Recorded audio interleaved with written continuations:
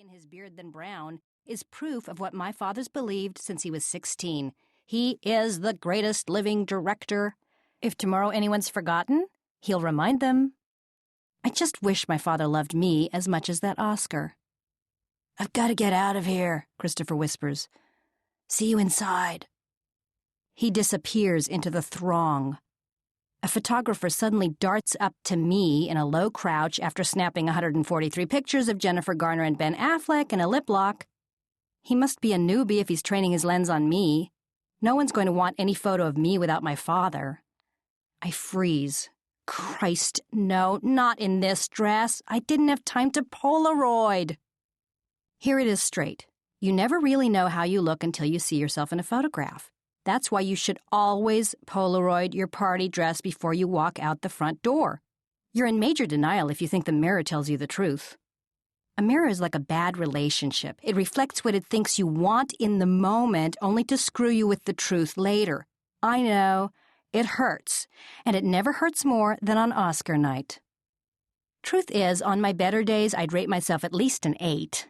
Okay, so that would be walking down Main Street in Muskogee, Oklahoma, but we're in Hollywood. Here I'm about a 6, especially standing anywhere near Charlize Theron, who's 10 paces ahead of us in a form-fitting ice blue satin organza and silk tulle Christian Dior heart stopper.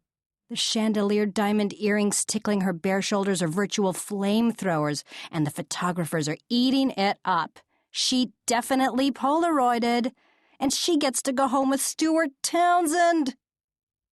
I tug at the hem of my dress, willing it to grow, wishing I were wearing anything but this.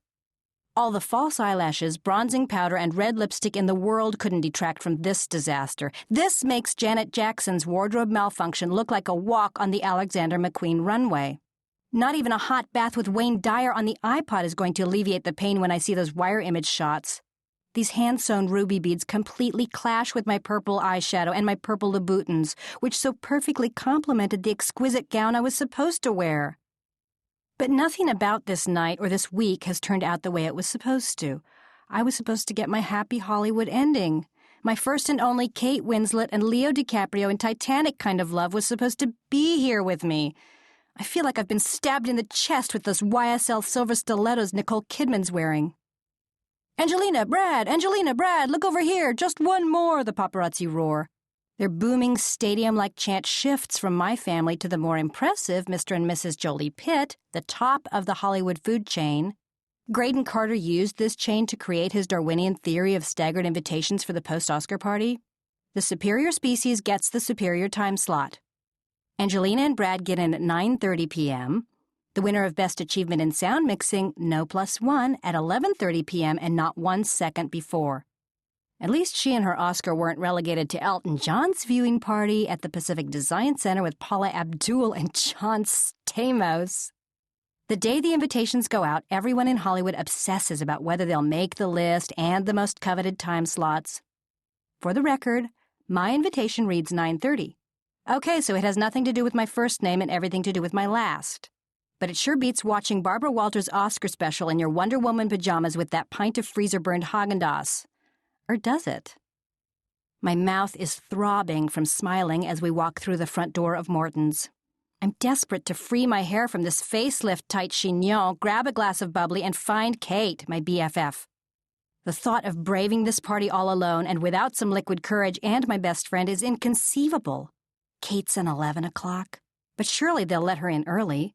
Her red-hot client, Will Bailey, at 9:30, just snagged the Best Actor Oscar tonight. I don't know how I'll ever find Kate. Morton's is a mob scene. Every presenter, winner, and even the losers are here. Even if the fire marshal shuts off the electricity, J-Lo's 200 carats of borrowed Fred Leighton diamonds will keep the place lit up. I maneuver through the smiling faces of Ang Lee, Al Gore, and Sandra Bullock, who are swarming my father while Mom beams proudly by his side.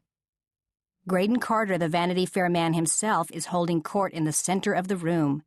GC's winged haircut is so impressive that it looks like Robert Graham sculpted it.